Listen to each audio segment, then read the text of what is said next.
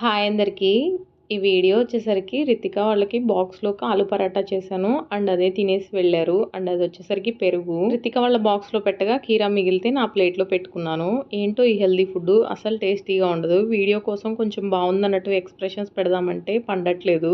ఈరోజు యాక్చువల్‌గా నేను అమ్మ వాళ్ళ ఊరు బయలుదేరాలి. అంటే ఈరోజు ఫ్రైడే అనమాట. సెకండ్ సాటర్డే, సండే 2 డేస్ వచ్చింది కదా! ఊరొస్తానని 1 వీక్ నుంచి చెప్తున్నాను. అండ్ ఈ వీక్ కొంచెం లాంగ్‌గా కూడా అనిపించింది. లాస్ట్ వీక్ గిరి ప్రదక్షిణ చేశాం కదా! సండే రోజు. సో, రెస్ట్ లేనట్టు అనిపించింది. చిన్న చిన్న పనులున్నాయి. అవి చూసుకొని వద్దామని ఊరైతే బయలుదేరదాం అనుకున్నాము. ఈ మిక్సీ 10 ఇయర్స్ అవుతుంది తీసుకొని. ఎప్పుడు చిన్న రిపేర్ కూడా రాలేదు. మొన్న సడన్‌గా ఆగిపోయింది. మిక్సీ బాగు చేపిస్తామని ఊర్లో వస్తారు కదా! వాళ్ళతో రిపేర్ చేయించాము. అంతా బానే ఉంది కానీ బాగు చేసేటప్పుడు కొంచెం ఆ మట్టి అదంతా అయింది. కొంచెం నల్లగా కనిపిస్తుంది. యాక్చువల్‌గా ఊరెళ్ళాలి కాబట్టి నేను ఊరికి ఏం బట్టలు తీసుకెళ్ళాలి అండ్ ఏమన్నా ఐటమ్స్ ఉన్నాయా ఇక్కడి నుంచి తీసుకెళ్ళేవి ఇవి ఆలోచించాలి. బట్ నేను మాత్రం ఇల్లంతా క్లీన్ చేసుకోవాలి. బట్టలన్నీ సర్దుకోవాలి.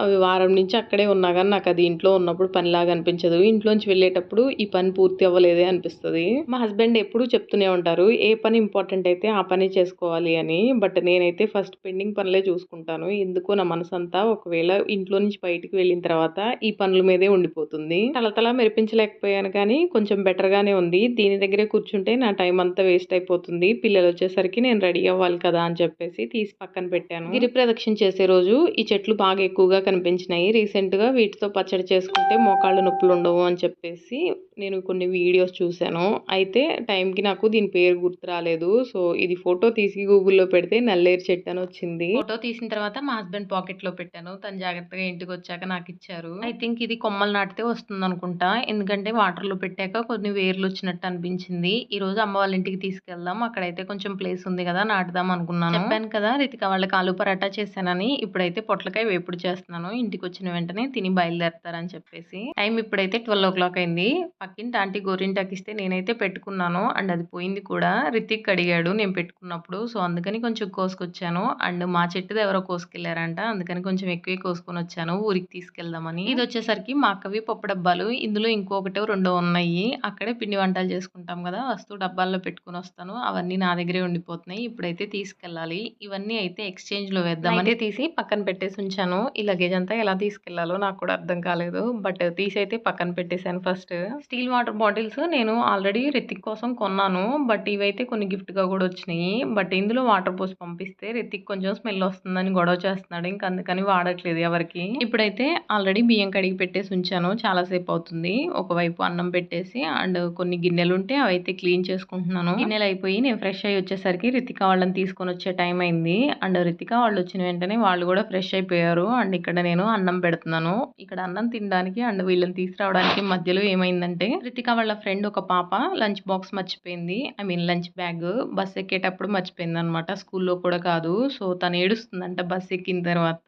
ఇంకో పేరెంట్ కాల్ చేశారు. అది కొంచెం తెచ్చి మీ ఇంట్లో పెట్టమని. సో, ఇలా స్కూల్‌కి 2 టైమ్స్ తిరగడం. అదే టైంలో ఎండలో బాగా గోరింటాకు కోసుకొని రావడం ఎందుకో తెలీదు. బాగా డీహైడ్రేట్ అయిపోయినట్టు అనిపించింది. ఇంకంతే ఇంటికి ఫోన్ చేశాను. నేను ఈరోజు రాలేను. నా వల్ల కాదు అని. మా పేరెంట్స్ ఫోర్స్ చేయరు. ఎందుకు ఏంటి అని ఎక్కువగా క్వెషన్స్ కూడా వేయరు.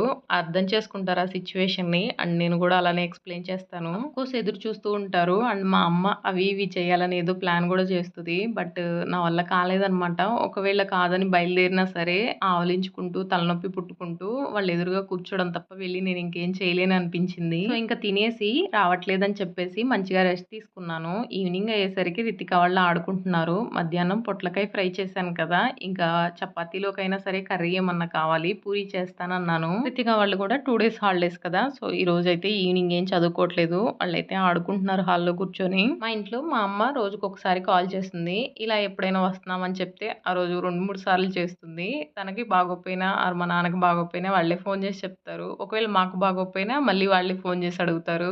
అప్పుడప్పుడు కోపమొస్తది. ఎప్పుడు మేమే చేయాలా మీరు చేయరా అని అంటారు. బట్ తెల్లారి నేను చేసేదాకా వాళ్ళు ఆగరనమాట. మళ్ళీ ఫోన్ చేసి ఏం చేస్తున్నారు ఏంటి అని అడుగుతారు. పేరెంట్స్ అంటే అంతేనేమో. ఏదైనా పనుంటే అండ్ ఏదైనా విషయం చెప్పాల్సొస్తే నాన్నకి కాల్ చేస్తాను. అప్పుడు అమ్మతో మాట్లాడతాను తప్ప ఆర్ ఫార్మాలిటీగా కాల్ చేసి ఎలా ఉన్నారు ఏంటి ఇవన్నీ అడిగే అలవాటు ఇంకా లేదు. ఐ మీన్ చేతనవ్వలేదు నాకు ఇంకా. ఇంకా. ఏమో నాకు మా అమ్మ నాన్నతో అయినా, అక్కతో అయినా, మా హస్బెండ్‌తో అయినా సరే డైరెక్ట్‌గా మాట్లాడినప్పుడే అది కొంచెం తృప్తిగా అనిపిస్తది. కాల్‌లో ఎంతసేపు మాట్లాడినా అది అంత బాగా అనిపించదు. అండ్ నేను చాలా దూరంలో అయితే లేను కదా! అందుకని చెప్పేసి అంతలా మిస్ అయినప్పుడు కావాలంటే ఊరికే ఎళ్దాం అనిపిస్తది గానీ, ఫోను చేయాలి, గంటలు గంటలు మాట్లాడాలనిపించదు. అండ్ ఇంకా వీడియోలోకొచ్చేసరికి నేనిక్కడ పూరీల కోసం కర్రీ చేస్తున్నాను. లాస్ట్ 2, 3 టైమ్స్ నుంచి ఇలా కడాయిలో చేస్తున్నాను గానీ కర్రీని నేను ఇంతకుముందు పప్పు కుక్కర్‌లో చేసేదాన్ని. పోపులో ఆనియన్స్, పచ్చిమిర్చి అలాగే ఆలు వేసిన తర్వాత 3 విజిల్స్ వచ్చిన తర్వాత శనగపిండి కలిపేదాన్ని. బట్ ఈ మధ్య నాకు కడాయిలో గూడా కొంచెం ఫాస్ట్‌గానే అయిపోతున్నట్టు అనిపించింది. ఇంక అందుకని పప్పు కుక్కర్ అయితే యూజ్ చేయట్లేదు ఈ కర్రీ చేయడం కోసం.